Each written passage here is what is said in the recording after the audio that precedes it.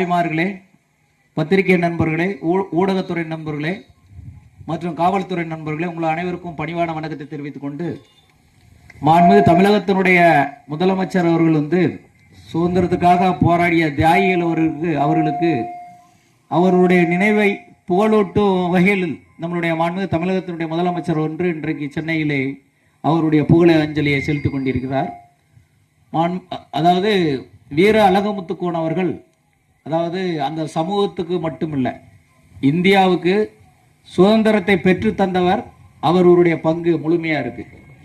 அதாவது வெள்ளையர்களை எதிர்த்து போராடி இந்தியாவிலே சுதந்திரம் பெற வேண்டும் என்பதற்காக போராடியவர்.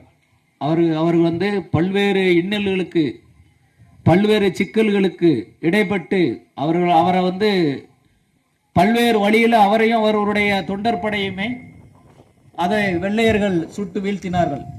அவர்கள் உங்களுக்காக மட்டுமல்லாமல் இந்தியாவுக்காக, இந்தியாவில் வாழ்கின்ற அனைத்து மக்களுக்காக, சுதந்திரத்திற்காக போராடி வெற்றி பெற்றவர் தான் மாவீரர் அழகுமுத்துக்கோன் அவர்கள்.